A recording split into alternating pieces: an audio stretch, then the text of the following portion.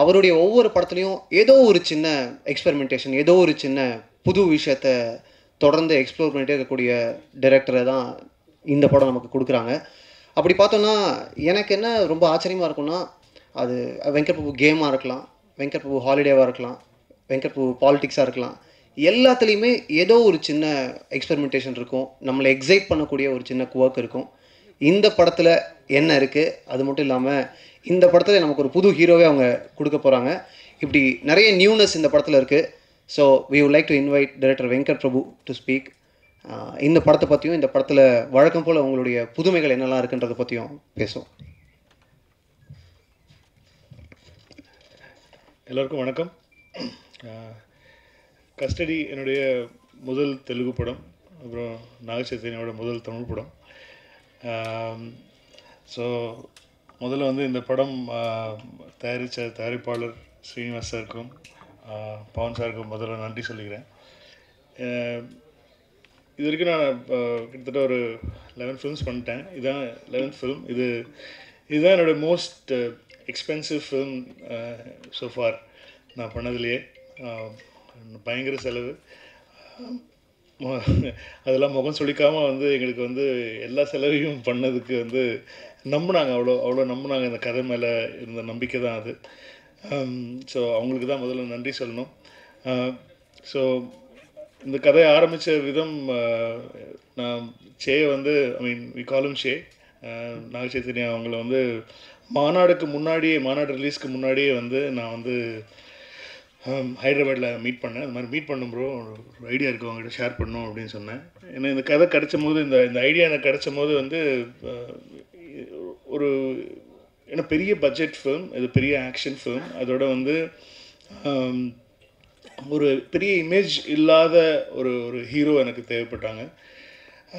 So அதனால் வந்து நான் ஃபஸ்ட்டு என்னோடய சாய்ஸ் வந்து சே தான் இருந்தாங்க. ஸோ சேக்கிட்டே போயிட்டு நான் வந்து சும்மா கேஷுவலாக வி ஜஸ்ட் மெட், இப்போ இது மாதிரி ஐடியா சொன்னேன், இந்த மாதிரி ஒரு ஐடியா இருக்குது பண்ணலாமா அப்படின்னு. சூப்பராக இருக்குது ப்ரோ, பண்ணலாமே அப்படின்னு சொல்லி ஆரம்பித்து, அதுக்கப்புறமா தான் ஸ்ரீனிவாஸ் சார்கிட்ட சொன்னேன். அப்புறம் இமீடியட்டாக ஒர்க் ஆரம்பித்தோம். அதுக்கப்புறம் டிஸ்கஷனே போச்சு. அதுக்கப்புறமா we wanted to do this in ஒரு தமிழ் தெலுங்கு 2 லாங்குவேஜ்லேயும் பண்ணலாம் அப்படிங்கிறது தான் அப்போலேருந்தே பிளான். ஸோ அதுக்கான தெலுங்கு ரைட்டரு வந்து அபூரி ரவி சார்னு சொல்லி அவங்க பெரிய ரைட்டர் அங்கே இருக்காங்க. ஸோ அவங்க தான் வந்து ஃபுல்லாக தெலுங்கு வெர்ஷன் ஃபுல்லாக அவங்க தான் எழுதுனாங்க, தமிழ் வெர்ஷன் நான் எழுதினேன். ஸோ அப்படி ஆரம்பித்து இப்போ வந்து ரிலீஸ் கிட்ட வந்துட்டோம். ஸோ பெரிய ஜேர்னி, கிட்டத்தட்ட ரொம்ப ரொம்ப ஃபிசிக்கலி ரொம்ப ட்ரெயின் பண்ணிடுச்சு இந்த படம் எல்லாரையுமே. ஏன்னா வந்து இந்த ஃபுல் படம் வந்து ஒரு கிட்டத்தட்ட ஃபுல் ஆக்ஷன் மோட்லேயே இருக்கும், ஒரு ஆன் த ரன் ஃபிலிம். இதில் வந்து எவ்வளோக்கு எவ்வளோ என்னுடைய விஷயங்கள், அதாவது இங்கே வெங்கட் பிரபு படம்னாலே இப்படி தான் இருக்கும், இந்த மாதிரி ஜாலியாக இருக்கும், இந்த மாதிரி என்ஜாய் பண்ணலாம் அப்படின்னு நினைக்கிறவங்களுக்கு வந்து கண்டிப்பாக ஜாலியாக இருக்கும், என்ஜாய் பண்ணலாம். ஆனால் நீங்கள் நினைக்கிற விதத்தில் ஜாலியாக இருக்குமா அப்படின்றது எனக்கு தெரியாது. பட் ஆனால் கண்டிப்பாக புதுசாக இருக்கும், ஒரு புது எக்ஸ்பீரியன்ஸாக இருக்கும். ஸோ இது வந்து கண்டிப்பாக ஒரு இன்டென்ஸான ஒரு ஸ்டோரி லைன். இந்த படம் வந்து ரொம்ப இன்டென்ஸான ஒரு கதைக்களம் இந்த படத்தில். ஸோ நல்லா வந்திருக்கு.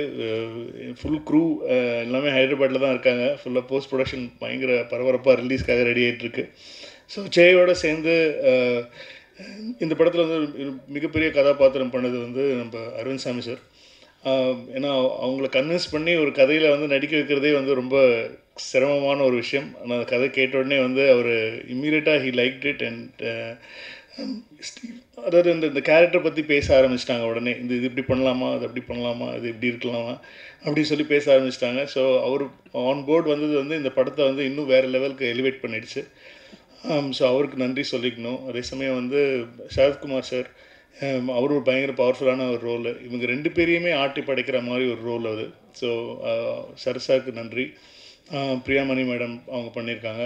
அப்புறம் வந்து ஹீரோயினாக கிருத்தி ஷெட்டி பண்ணியிருக்காங்க. ஸோ அந்த பொண்ணு எனக்கு ரொம்ப வசதியாக இருந்துச்சு. எனக்கு வந்து தெலுங்கு அவ்வளோவா பெருசாக பேச வராது, ஆனால் புரியும்.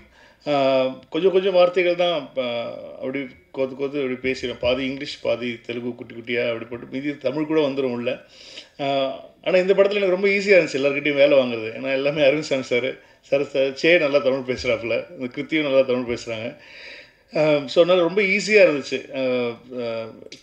வேலை வாங்கிறதுக்கு. ஸோ அதுக்கு ரொம்ப தேங்க் காட் தான் சொல்லணும். அதோட இந்த படத்தோடைய கேமராமேன் கதிர் சார் பண்ணியிருக்காங்க, எஸ்ஆர் கதிர் சார். அப்புறம் வந்து மியூசிக் வந்து ராஜா சார் அப்புறம் யுவன் 2 பேர் சேர்ந்து பண்ணியிருக்காங்க. எனக்கு ரொம்ப நாள் ஆசை என்னோடய படத்தில் வந்து ராஜா சாரோட பேர் வரணும் அப்படின்னு சொல்லி. அது இந்த படத்தில் அமைஞ்சதுக்கு வந்து ஒரு பெரிய பாக்கியமாக தான் நினைக்கிறேன். அப்புறம் வந்து ஆப்வியஸ்லி பிரேம்ஜி நடிச்சிருக்கான். அவன் தான் வந்து இப்போ ஏன்னா வந்து ராஜா சார் ஸ்டுடியோவில் ராஜா சார் ரீரெக்கார்டிங் போயிட்டுருக்கு. துபாயிலேருந்து வந்து யுவனோட ஆர்ஆர் வந்துட்டுருக்கு. சென்னையில் இருந்துட்டு பிரேம்ஜி தான் வந்து ஃபுல்லாக கோஆர்டினேட் பண்ணி அவன் அந்த ஃபைனல் மிக்ஸுக்கு அவன் தான் அனுப்பணும். ஸோ அந்த வேலையை கொடுத்துட்டு அவனை சென்னையில் உட்கார வச்சிட்டேன். ஸோ இவ்வளோ மியூசிக் டைரக்டர்ஸ் ஃபேமிலியில் இருக்கிறதுனால கொஞ்சம் வசதியாக இருக்குது, எல்லா இடத்துலேருந்தும் வேலை எல்லா இடத்தையும் சீக்கிரமாக பண்ணுறதுக்கு. So thanks to Prem. அப்புறம் பிரேமோட கேரக்டர் வந்து தெலுங்குல பார்த்தீங்கன்னா வெண்ல கிஷோர் சார் பண்ணியிருக்காங்க.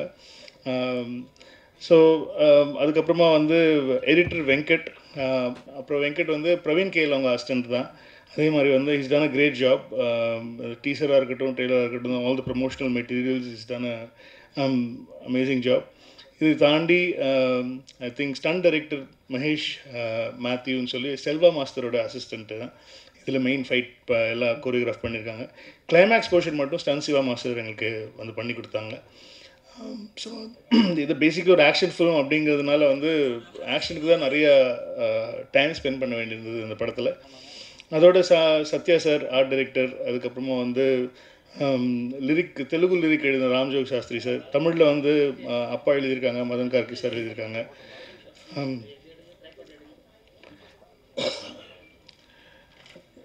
ஸ்பாட்டுக்கு எல்லாருக்கும் முன்னாடி வந்துடுவாங்க இவங்க, ஆனால் இன்றைக்கி வந்து கொஞ்சம் லேட்டாக வராங்க.